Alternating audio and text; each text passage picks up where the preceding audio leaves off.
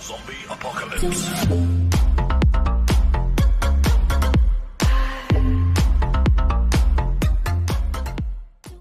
Assalamualaikum warahmatullahi wabarakatuh. Halo, apa kabar semuanya? Ketemu lagi dengan gue Andri Turis, power up cocok yang pasti bakal mereaksi video yang amazing. Sehat selalu ya, pasti boleh lindungan Allah Subhanahu wa taala. Dan buat kamu semua yang baru aja nemuin channel gue, jangan lupa langsung disabret dan di like, di komen dan di share biar channel ini terus tambah berkembang, karena channel ini bisa berkembang berkat kalian semua. Ya, oke. Seperti biasa dengan kalian gue di sini, gue bakal mereaksi video dan kita sambil belajar lagi tentang namanya sejarah yang tidak akan pernah habisnya untuk kita bahas, yaitu sejarah dari Nanggro Aceh Darussalam. Masya Allah. Dan ini salah satu yang sangat menarik banget yang harus kita bahas hari ini ya, sambil mereaction juga, yaitu ternyata ini Kesultanan Aceh pernah diminta menjadi vasal Turki Utsmani ya. Menjadi vasal. Vasal itu kalau misalkan diartikan vasal itu sebagai salah satu pengikut ya, atau daerah ditaklukan, atau juga bisa dikatakan jalinan hubungan antar negara atau bangsa yang sangat terikat ya. Penasaran kan? Yuk kita reaction bareng-bareng aja. Kita mulai. 1, 2, 3. Dan ini di channel Berbagi Tahu ya.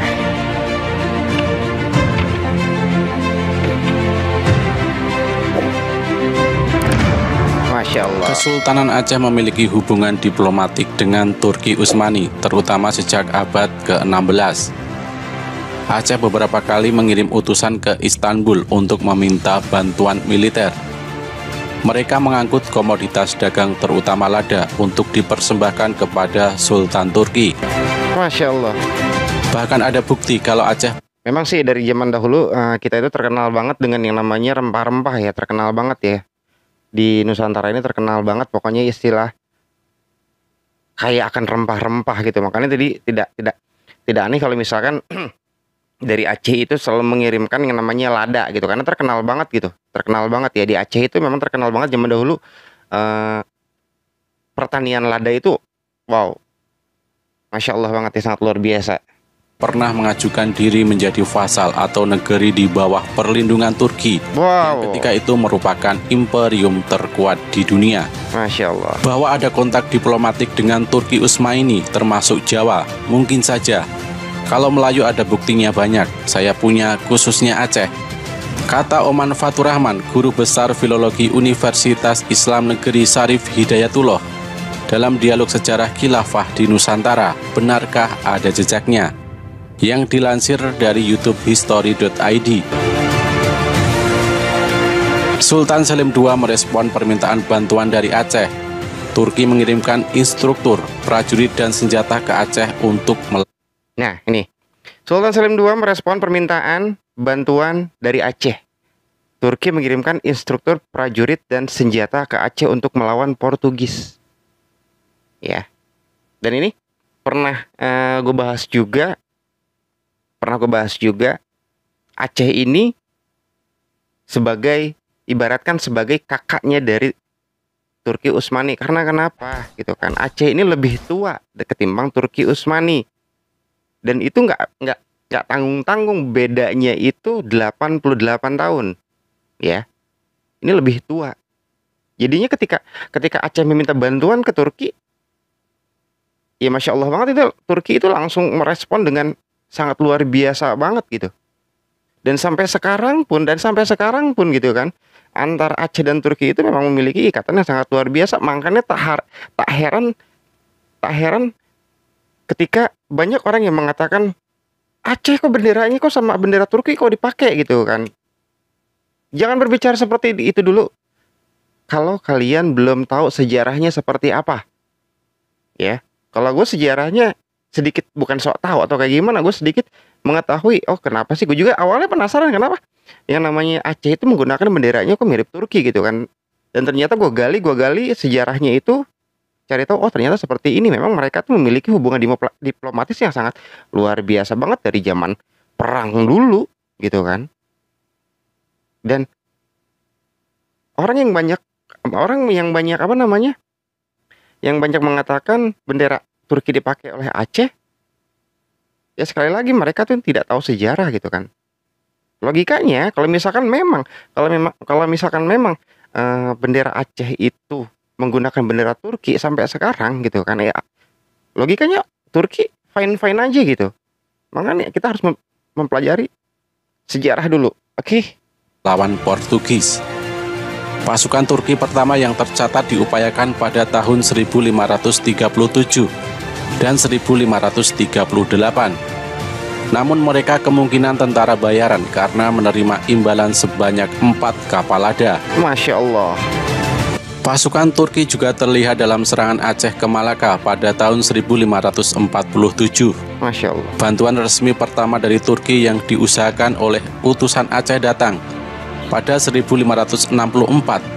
Kemudian pada tahun 1568 untuk melawan Portugis. Masya Allah. Masya Turki Allah. sebagai negara superpower waktu itu, apalagi ada ikatan emosional. Nah, Jadi Aceh minta bantuan ke sana, kata Oman. Ada respon dan bantuan atas nama solidaritas keagamaan melawan Portugis. nah ini dia. Pada abad ke-19, berdasarkan hubungan yang pernah terjalin, Aceh menginginkan kembali sebagai vasal. Ditagih lagi, Aceh meminta ditegaskan sebagai bagian dari Turki. Namun menurut Ismail Hakikadi, peneliti arsip Turki Utsmani, meskipun pernah ada hubungan baik antara dua negara, itu tak cukup meyakinkan untuk mengabulkan permintaan Aceh. Maka permintaan Aceh ditolak setelah melalui rapat Dewan Menteri atau Majelis Ifukela. Dengan demikian sampai masa Sultan Daud Shah pada akhir abad ke-19, Turki tidak pernah menyetujui permintaan Aceh untuk menjadi salah satu wilayah atau vasalnya.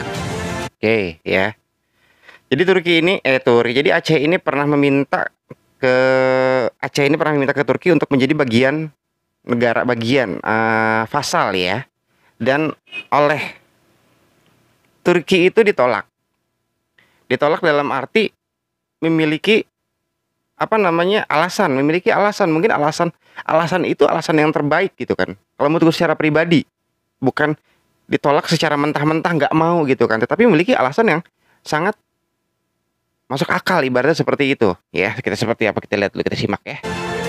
Alasannya berdasarkan arsip Turki, jarak Turki dan Aceh yang terlalu jauh. Selain itu, Nah, jarak antara Turki dan Aceh memang terlalu jauh ya. Katanya ya. Orang yang pernah ke Turki ketika naik pesawat dari Bandara Soekarno-Hatta ke Turki itu menghabiskan waktu kurang lebih 8 jam. Ya bener nggak?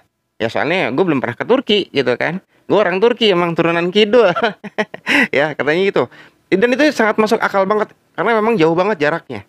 Ya, naik pesawat aja itu 8 jam. Tetapi kalau misalkan ditarik antara peta Aceh dan Turki itu berapa ribu kilometer, itu oke. Masuk akal. Turki menilai tak ada keuntungan langsung yang bisa diraih jika mengabulkan permintaan Aceh. Oke. Terlalu jauh kalau secara politik harus mengurusi. Tapi kalau atas nama solidaritas kepada Aceh, dikirim juga. Ini disampaikan, didiskusikan dengan Gubernur Yaman. Masya Allah.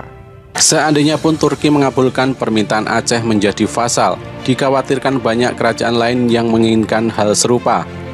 Artinya Turki memang tak berkeinginan untuk menjadikan wilayah Nusantara sebagai bagian dari sistem pemerintahannya. Nah, ya kan. Ini pemikiran Turki yang sangat luar biasa banget, kalau bahasa sekarang itu dewasa. Ya.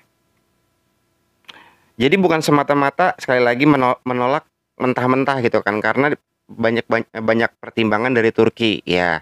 Contohnya yang tadi, jarak terlalu jauh. Seandainya pun misalkan Aceh itu diterima menjadi vasalnya Turki, nanti banyak yang minta kerajaan-kerajaan lain bergabung dengan Turki gitu. Sedangkan ini zamannya belum ada Indonesia ini ya, pasti ya. Yang pastinya ini zamannya belum ada yang namanya Indonesia. Belum. Sepertinya seperti itu, belum ada zaman Indonesia. Ini masih zaman antara Aceh dan Turki Utsmani gitu. Ya. Masya Allah, Masya Allah. Kalau sebagai saudara seagama iya, Turki membantu. Ini bisa dibaca dalam surat-surat yang dikaji oleh Ismail Hakikadi, kata Oman. Ditambah lagi pada abad ke-19, Turki sudah melakukan kesepakatan untuk mengakui hukum Eropa, khususnya Belanda. Jadi Turki tidak bisa membantu Aceh melawan Belanda karena punya perjanjian hukum internasional untuk tak berkonflik dengan Belanda. Karenanya pendapat bahwa Nusantara berada di bawah kekhalifahan Turki Utsmani tidak terbukti. Untuk Aceh saja, yang jelas ada hubungan diplomatik kuat. Masya Allah. Sebetulnya tidak bisa diklaim sebagai bagian dari Turki Utsmani. Apalagi kesultanan lain yang tumbuh sendiri-sendiri. Bahkan kata Oman, dalam konteks melawan kolonialisme pun tak ada indikasi persatuan atas nama keislaman di Nusantara. Itu tidak saya temukan. Di luar konteks Aceh, kesultanan lain juga hanya sebatas mengakui bahwa Turki Utsmani adalah negeri yang kuat. Misalnya Kesultanan Palembang. Ada manuskrip yang mencatat seorang sultan diangkat bersamaan dengan Sultan Sulaiman, anak Sultan Ibrahim Khan yang menjadi raja di Istanbul. Masya Allah. Manuskrip di Nusantara memang mengindikasikan Sultan-Sultan Nusantara mengenal Turki Utsmani, yang kala itu sangat powerful sebelum abad ke-20. Apakah mengenal hal ini dianggap jadi bagian dari kekhalifahan Turki Utsmani? Saya tak menemukan buktinya. Masya Allah. Ya. Kendati begitu, Oman mengatakan penafsiran sejarah adalah hal yang biasa, namun dalam konteks akademik. Penafsiran tidak sebaiknya untuk menjustifikasi apa yang sudah ada di dalam kepala si penafsir. Karena dalam konteks akademik, kita yang harus mengikuti data, bukan data yang dipaksa mengikuti kita. Ini harus... Nih, jadinya penafsiran sejarah itu ya seperti ini. Kita harus mengikuti data, gitu kan. Datanya ya seperti ini, ya seperti ini. Ini sejarah gitu kan. Tapi kita harus ditafsirkan kembali gitu kan. Seperti Al-Quran. Al-Quran itu kan, tafsirnya kan, penafsir Al-Quran itu kan ada.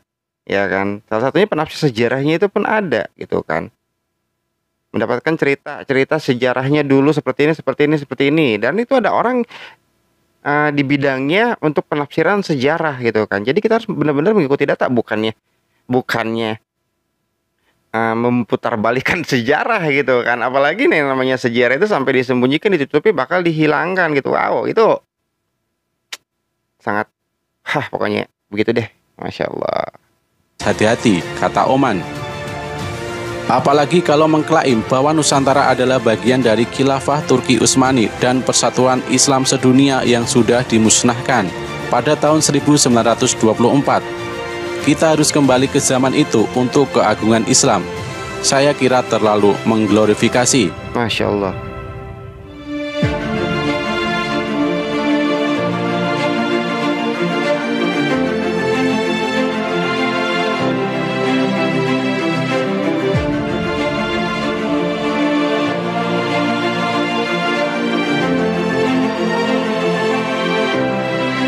Masya Allah. Masya Allah, Masya Allah, Masya Allah, Alhamdulillah. Ya. Jadinya, apa namanya? Jelas ya. Jadinya jelas ya. Jadi, ya seperti itulah ketika Aceh meminta untuk menjadi vassal di Turki itu ya seperti itu. Ditolak. Bukan secara mentah-mentah, tetapi karena ada, apa namanya, pertimbangan-pertimbangan yang benar-benar bisa masuk akal gitu ya. Ya salah satunya karena jarak yang sangat jauh. Terus yang kedua, apabila memang Aceh diterima menjadi vasalnya Turki, ya kan, nanti banyak kerajaan-kerajaan yang ingin ikut bergabung. Sedangkan Turki sendiri itu tidak mau gitu kan, tidak mau ibaratnya menguasai yang namanya kerajaan, taruhlah kerajaan-kerajaan di Nusantara gitu, tidak mau gitu kan. Nanti apa kata dunia, ibaratnya seperti itu. Lebih baik kita menjalin hubungan diplomatik yang sangat luar biasa aja, yang sangat erat dan terbukti itu sampai sekarang gitu kan. Masya Allah. Ya. Dan mungkin juga gitu kan, di Aceh sana itu banyak sekali keluarga-keluarga dari keturunan Turki Utsmani, pasti banyak banget.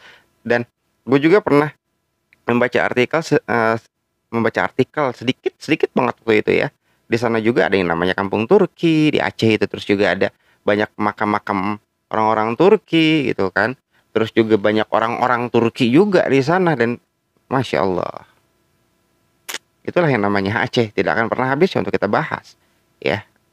Jadinya perlu Diketahui, sekali lagi gue tekankan gitu kan, kita harus banyak-banyak belajar sejarah.